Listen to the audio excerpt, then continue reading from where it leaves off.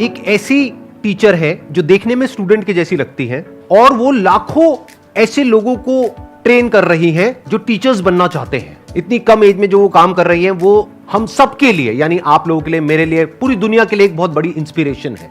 Let's give an energetic and warm welcome to the one and only Himanshi Singh.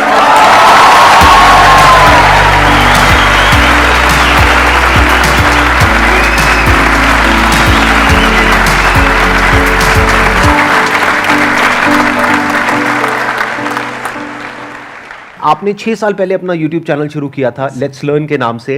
In fact ये नाम ही कितना कमाल का है, यानी ये सिर्फ सिखा नहीं रही हैं, सीख भी रही हैं। इनके लाखों सब्सक्राइबर्स हैं और करोड़ों व्यूज हैं इनके चैनल पे, यानी कि लाखों लोग इनको देख करके टीचर्स बन गए हैं।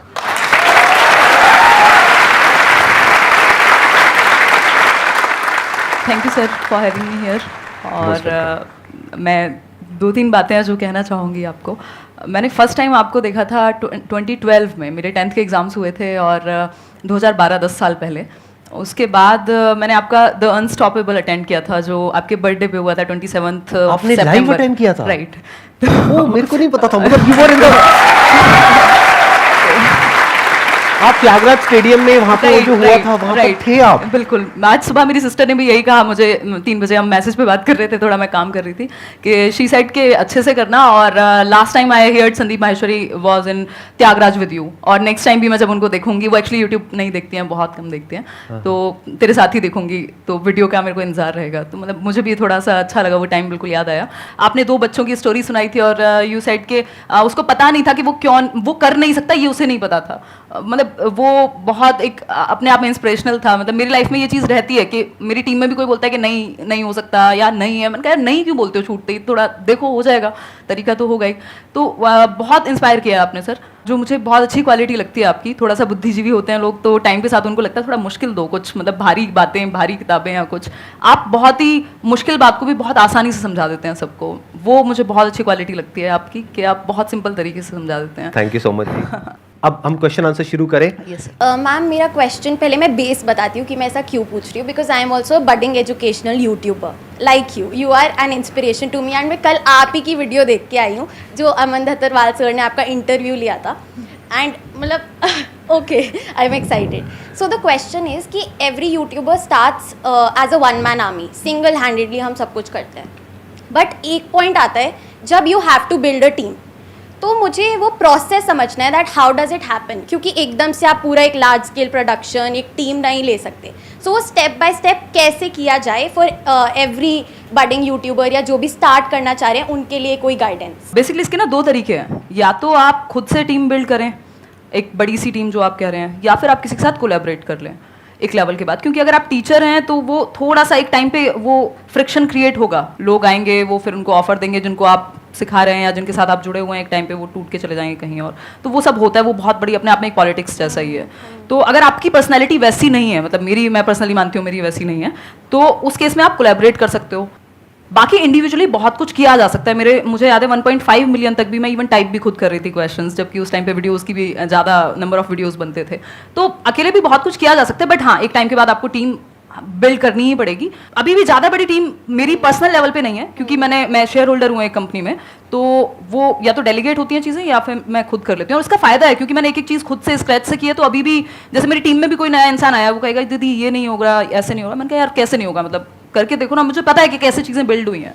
इन्होंने एक बहुत अच्छी बात कही है कि क्या होता है कि जब आप खुद एक काम को कर लेते हैं ना, जैसे इन्होंने 1.5 मिलियन तक खुद सब कुछ किया, तो अब अगर ये आगे टीम बिल्ड करेंगी तो उनसे अच्छे से काम करवा सकती है। और जब वो काम एक लेवल पे आ जाए जब आप उसको खुद नहीं संभाल पा रहे हैं, तब आप टीम को इन्वॉल्व कर सकते हैं और उनके लिए भी एक विन विन सिचुएशन क्रिएट कर सकते हैं, ताकि वो रिटेन भी हो, नहीं तो वो छोड़ करके चले जाएंगे। और प्लस आपको खुद को आता होगा तो उनको ये भी लगेगा कि उनको आपसे भी कुछ सीखने को मिल रहा है। जैसे आई एम श्योर इनके साथ में जो भी टीम मेंबर्स जुड़े होंगे उनको ये फीलिंग आती होगी कि हमको कितना कुछ सीखने को मिल रहा है यहाँ पे रोज, इनसे कुछ नया नया। तो ये एक बहुत बड़ी मोटिवेशन होती है। सिर्फ पैसे से आप किसी को नहीं रोक सकते हैं, उसकी ग्रोथ भी होनी चाहिए। वो ग्रोथ तब हो पाएगी जब आपकी खुद की ग्रोथ एक लेवल पे हो चुकी होगी।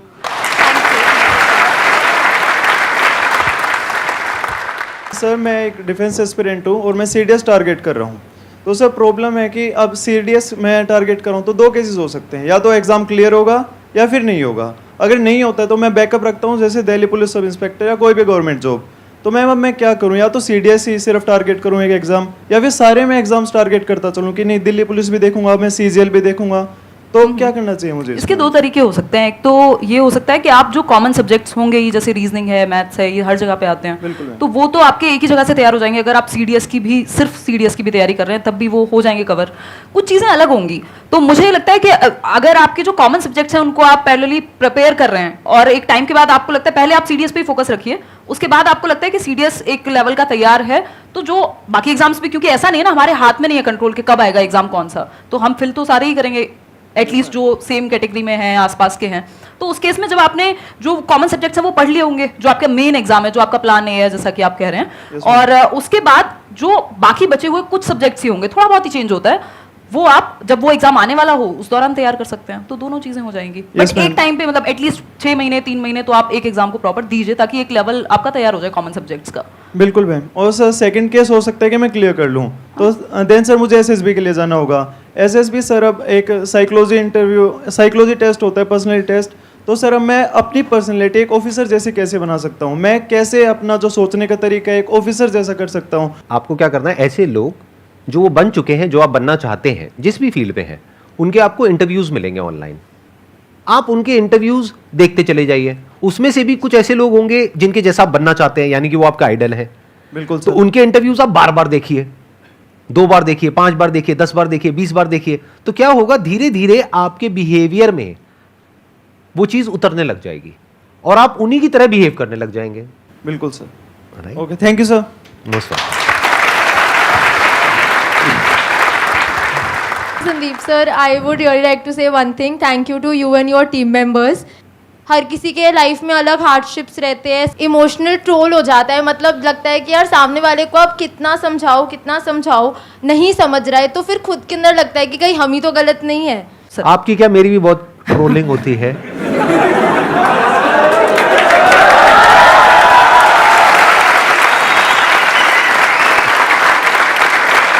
मेरा सिंपल सा इसमें आंसर ये है, लाइफ में हमसे गलती हो जाती है तो हाथ जोड़ करके सामने वाले से माफी मांगो। अगर वो माफ कर दे तो बहुत बढ़िया है, अगर नहीं करता है तो आप खुद को माफ करो। खुद को कभी ब्लेम मत करो। माफी मांगने से आप छोटे नहीं हो जाओगे, लेकिन खुद को ब्लेम नहीं करना है, क्योंकि गलती इंसान से होती है। हो गई आपसे गलती, यानी आपने कुछ करने की कोशिश करी और लोग आपको उल्टा बोल रहे हैं, तो आपको क्या करना है, ऐसे में आप कुछ मत बोलो किसी को भी, अपने काम को बोलने दो। अगर आपकी नीयत साफ है और आप अपने काम पे फोकस करते हो, और एक दिन ऐसा आता है जब आपका काम बोलने लग जाता है, तो अपने आप ही वो लोग जो आपको उल्टा बोल रहे हैं वो बोलना बंद कर देंगे। वो कब तक बोलेंगे? कभी तो सच सामने आएगा ना। एकदम। Thank you sir, thank you ma'am, thank you. मेरे जो पेरेंट्स हैं वो चाहते थे कि मैं गवर्नमेंट जॉब करूं, लेकिन मैं साइड बाय साइड अपना कंटेंट क्रिएशन का काम कर रही थी 1.5 साल से। लेकिन अब ऐसा पॉइंट आ गया है कि मैं उनको अब बताना चाह रही हूँ कि अब ये मैं करना चाहती हूँ। तो इसके अंदर पहली प्रॉब्लम यह है कि कन्विंस तो मैं जैसे तैसे कर दूँगी, लेकिन मुझे ये रिग्रेट आ रहा है कि उनकी मैं मतलब विशेज़ पूरी नहीं कर पा रही, तो उसका क्या करूँ?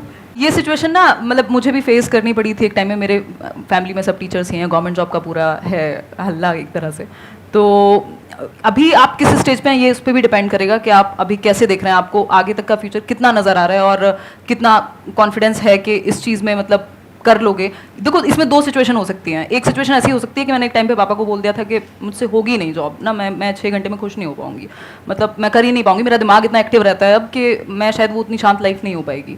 तो या तो आपको अंदर से ये चीज़ लग रही हो कि यार यही करना है अब, तो मतलब आप जी भी नहीं पा रहे हो, मतलब आपको वो है अंदर से कि एग्जाम आ रहा है बट आपका ध्यान उस चीज़ पे जो आप कर रहे हो एग्जैक्टली। तो अगर वो उस लेवल का है तो फिर तो देखो कन्विंस कर ही लेना चाहिए, और उनको बोल भी सकते हो 1-2 साल का टाइम ले सकते हो। इसी लेवल का है, इसलिए कॉन्फिडेंस से कर लूंगी convince। बिल्कुल, जब है तो फिर तो करके देख लो। और दूसरा टाइम है, 1-2 साल में कौन सा दुनिया खत्म हो जाएगी, मतलब आप कर सकते हो बात। तो घर पे बात करो, थोड़ा सा थोड़े दिन रहेगी, वो रहता है सब जगह पे रहता है। और मतलब मैं वैसे कहती थी अपने दोस्तों में एक टाइम पे कि यार पैशन ना आपको समझ आता है, थोड़ा बहुत उनको आ जाएगा, बट उनको ना वो बाहरी मटेरियलिस्टिक चीज़ें या सोसाइटी की अगर हम बात कर रहे हैं या पेरेंट्स की भी कुछ हद तक, क्योंकि उनको आपकी सिक्योरिटी चाहिए, उनको ऐसा नहीं है कि आपसे कोई बहुत बड़ा पैसा चाहिए या कुछ, तो वो टाइम के साथ आ जाएगा अपने आप, फिर वो चीज़ अपने आप ही आपकी साइड लाइन हो जाएगी, आप खुद ही उनको भी आंसर मिल जाएगा। और इवन लास्ट ईयर भी आई थिंक वैकेंसी आई थी, तो मेरी मम्मी कह रही थी कि फॉर्म फिल कर दे। मैंने कहा मम्मी कैसी बातें करती हो और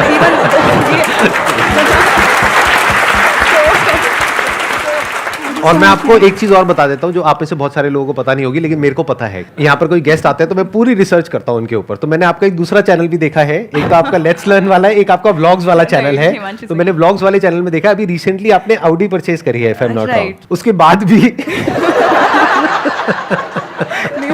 आप समझ पा रहे हैं ना?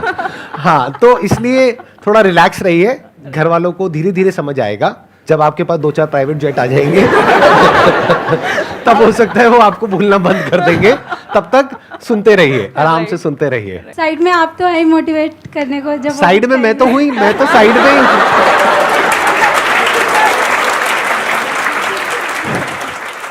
Hello sir. Hello ma'am. Ma'am first of all आप बहुत क्यूट हो रियलिटी में।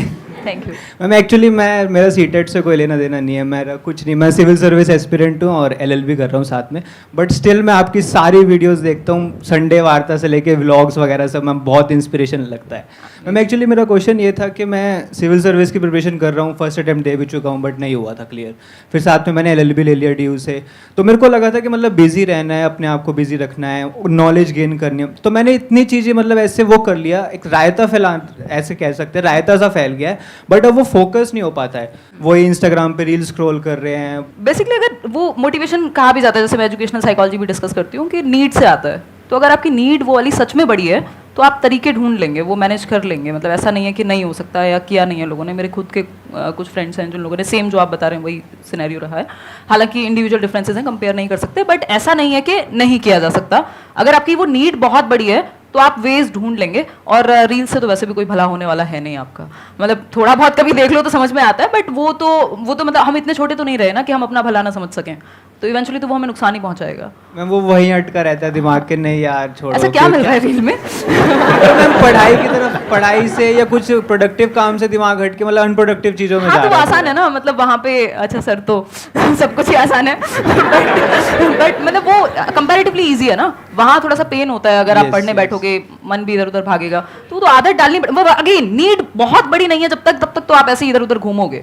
अगर वो नीड बहुत बड़ी हो जाएगी, जिस दिन आपको लगेगा कि ये चीज़ सच में इंपॉर्टेंट है, आप वेज ढूंढ लोगे, कुछ भी करके वो अपने आप उठ भी जाओगे, कर भी लोगे, पता नहीं क्या क्या कर लोगे।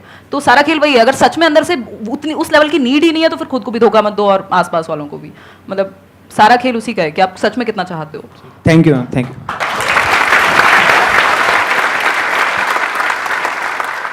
मेरे साथ ये हैबिट है एक तरफ से कि मैं अगर कोई पर्टिकुलर डेस्टिनेशन पे हूँ, कोई जॉब अगर मैं कर रही हूँ, कोई मैं डेजिग्नेशन कर रही हूँ अभी, तो मैं उसको ना ज़्यादा देर तक मैं कैरी नहीं कर पाती, मेरा इंटरेस्ट ख़त्म हो जाता है बहुत ही ज़्यादा जल्दी। जो कि मेरे फ्रेंड्स कहते हैं तुझे चीज़ों को कैरी करना चाहिए, और मेरे पेरेंट्स भी इस चीज़ को लेकर मुझे काफ़ी कहते हैं तेरा काफ़ी रिसेंटली मैंने भी CA के लिए अटैम्प्ट किया था, फिर मेरा दिमाग मतलब हट गया, वहाँ से प्रॉपर डाइवर्ट हो गया, फिर मैंने कस्टमर सपोर्ट ज्वाइन कर लिया, तो मेरा इंटरेस्ट बहुत जल्दी लॉस हो जाता है, और इसकी वजह से मुझे काफ़ी ज़्यादा प्रॉब्लम्स भी फेस करनी पड़ रही है, क्योंकि मेरा करियर एक तरफ से रुक गया है, हर जगह मैंने हाथ मार लिया और कुछ भी नहीं है मेरे पास अभी। तो मुझे ये एक तरफ से मुझे जानना है कि मीन्स एक जगह पर कैसे रुके। तो ये सर से क्वेश्चन था कि मुझसे था? मैम आप दोनों से ही है क्वेश्चन। अच्छा, आप ये कह रहे हैं कि एक जगह पे टिक नहीं पा रहे हैं, बट मुझे लगता है कि अगर आप सच में काम कर रहे हो, मतलब जो भी आप अलग अलग जॉब्स कर रहे हो, अगर वहाँ सच में एक्सपीरियंस ले पा रहे हो और ईमानदारी से वो चीज़ कर रहे हो, सीखने को मिल रहा होगा बहुत कुछ, तो नुकसान नहीं है उस चीज़ में। मतलब कई बार हमें क्या चाहिए, हमें सारे आंसर्स पहले से चाहिए, बिल्कुल सेट होना चाहिए, स्क्रिप्ट थोड़े ना है, मतलब जिंदगी है, थोड़ा बहुत तो इधर उधर जाएगी। तो अगर आप सच में काम कर रहे हो, चिंता तब होनी चाहिए। अभी मेरे पास एक टीम मेंबर हैं, तो वो कल परसों कहने लगे कि दीदी मुझे ना इस बात की टेंशन हो रही है, किसी ने मेरे से पूछ लिया कि फ्यूचर का क्या है या क्या सोचा है। तो मैंने कहा तुम्हें इस बात की टेंशन क्यों है? टेंशन उन लोगों को होनी चाहिए जो कुछ नहीं कर रहे हैं। तुम यार मेरे सामने बैठे हुए हो, मेहनत करते हो, इतने मेहनती हो, 4 चीजें सीखते हो, फिर किस बात की टेंशन है? ग्रोथ तो हो ही रही है ना।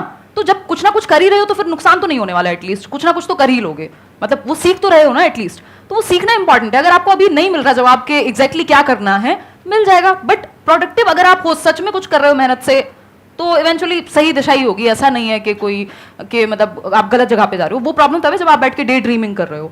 अनटिल अनलेस आप काम कर रहे हो तो फिर तो कुछ ना कुछ तो सीख ही रहे हो। एक है कि मैं क्या करना चाहता हूं या चाहती हूं, एक है प्रैक्टिकली आपको ये देखना होगा कि आप किस काम में एक्चुअल में अच्छे हो। जैसे अभी आपने बोला कस्टमर सपोर्ट डिवीजन में आप हो, तो कस्टमर सपोर्ट से क्या कनेक्ट होता है? सेल्स। और सेल्स में इतना पोटेंशियल है जिसकी कोई हद नहीं है।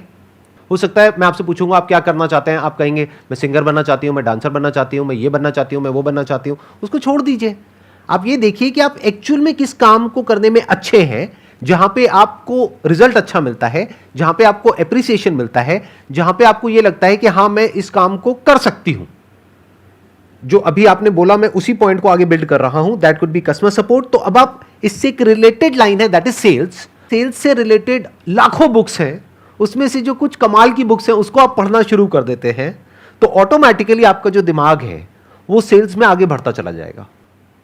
तो उसके लिए आपको क्या करना है, अपना पूरा फोकस डाला सपोर्ट को समझने में। आपने बोल तो दिया सपोर्ट, कस्टमर सपोर्ट, ये कोई छोटी चीज नहीं है। एक कंपनी के लिए कस्टमर से इंपॉर्टेंट कुछ नहीं है। अगर कस्टमर कंपनी को छोड़ देगा तो कंपनी बंद। तो customer support is very very important department, जिसको हम कई बार छोटा समझ लेते हैं। हमें लगता है I am in customer support. नहीं, it is not a small department. तो आप पहले समझिए कस्टमर सपोर्ट क्या होता है। अभी तो आप बाय चांस उस फील्ड में चले गए हैं, आपने कहीं अप्लाई किया, आपको जॉब मिल गई, but you are not an expert in that field. आप ये नहीं कह सकते कि मैं दुनिया की बेस्ट कस्टमर सपोर्ट एग्जीक्यूटिव्स है उसमें से एक हूं, कि अगर मेरे पास में कोई कस्टमर आता है डील करने के लिए, चाहे 1-on-1, चाहे ऑनलाइन, चाहे कैसे भी, I can convert that customer. ये कॉन्फिडेंस अभी आप में नहीं होगा। तो अगर ये कॉन्फिडेंस आप डेवलप कर पाए, अपनी स्किल्स को अपग्रेड कर पाए, सीख पाए और अपने आप को ऐसा बना पाए कि जो कंपनीज हैं वो आपको रिक्रूट करना चाहें बेस्ड अपॉन रिजल्ट्स। क्या आप बताएं कि देखिए पिछली कंपनी में मैंने 1 साल तक काम किया, इतनी सेल्स मैंने जनरेट करी उस कंपनी के लिए, तो क्या उसका जो कॉम्पिटिटर है वो आपको डबल सैलरी नहीं देगा? उसको नहीं दिखेगा कि वो कितना कमाएगा आपको पैसा दे करके। वो पैसा दे करके आप पे एहसान नहीं कर रहा है, वो अपनी कैलकुलेशंस करेगा। तो अपने आप को इस लायक बना लो कि लोग आपके पीछे आए, कंपनीज आपके पीछे आए।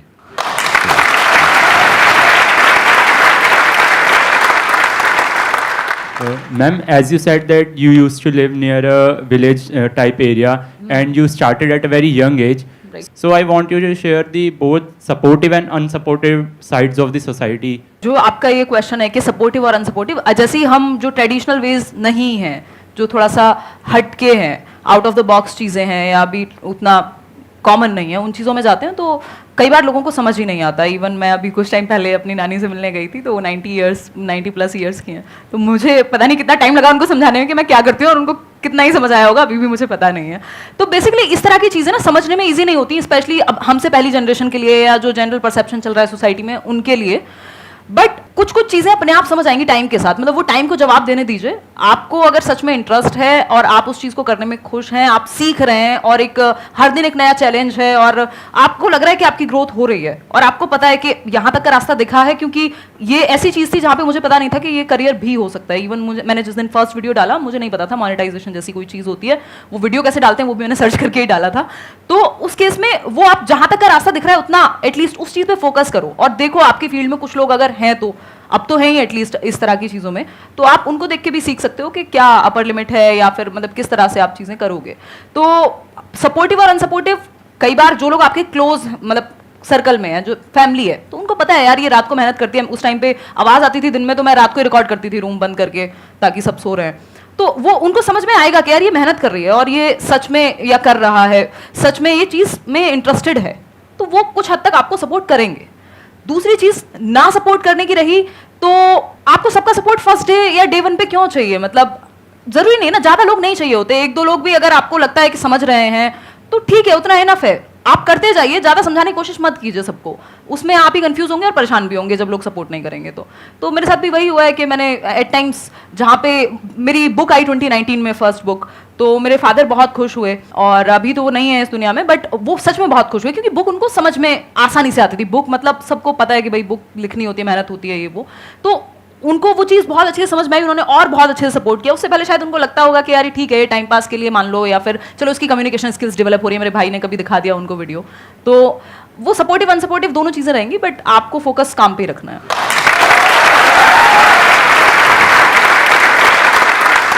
मेरे अंदर से सही में एक क्वेश्चन आ रहा है आपके लिए, मैं पूछ सकता हूँ बिल्कुल आपसे सर, बिल्कुल। कि इतनी कम एज में इतनी मेच्योरिटी आई कहाँ से आपके अंदर?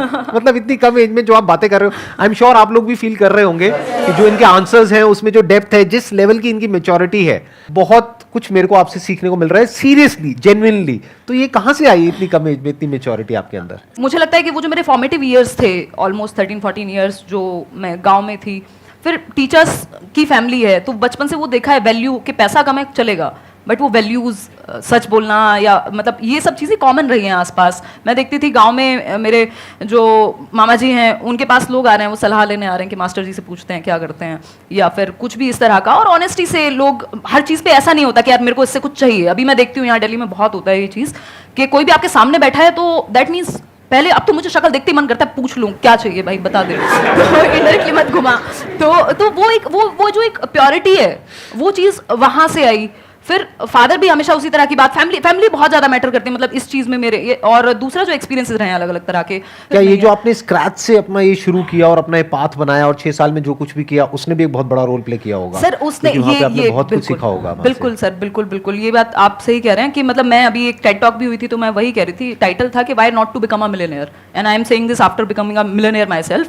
तो मैंने ये कहा था कि आप मिलियनेयर इसलिए मत बनिए, पैसे में प्रॉब्लम नहीं है, आप भी कहते हैं, ये मैंने आपके सेशंस में भी देखा है कि पैसे में प्रॉब्लम नहीं है, आप पैसे को यूज कीजिए, जो करना है करिए, खुश रहिए, उसको एंजॉय करिए, बट इसलिए मिलियनेयर मत बनिए क्योंकि सबने कहा है कि हासिल करनी होती है, पैसा बहुत अच्छी चीज है और पता नहीं ये हो जाएगा, उसके बिना आप प्रूव नहीं कर पाएंगे, उसके बिना आप इंसान ही नहीं है, मतलब आप काम के ही नहीं है अगर आप पैसा नहीं कमा रहे, आप अच्छी पोस्ट पे नहीं है, आपकी लोग मतलब वाहवाही नहीं हो रही है सोशली, इसलिए पैसा मत कमाइए। पैसा इसलिए कमाइए या फिर कुछ भी करिए इसलिए करिए क्योंकि आप वहां तक पहुंचते पहुंचते जो बन जाएंगे वो इतनी वैल्यूएबल चीज है, आपकी डिसीजन मेकिंग, आपकी रिस्क टेकिंग। बेसिकली आप बिजनेस या कोई भी काम जब रिस्क टेकिंग, मतलब जो भी ऐसा काम है जो थोड़ा सा पाथ से हटके है, जो नॉर्मल ट्रेडिशन से हटके है, वहां पे आप लाइफ सीखते हैं।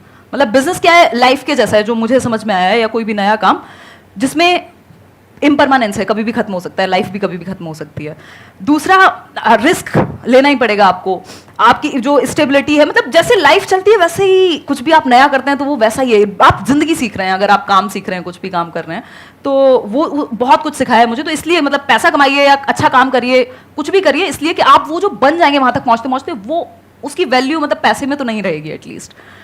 तो दैट्स व्हाट आई फील।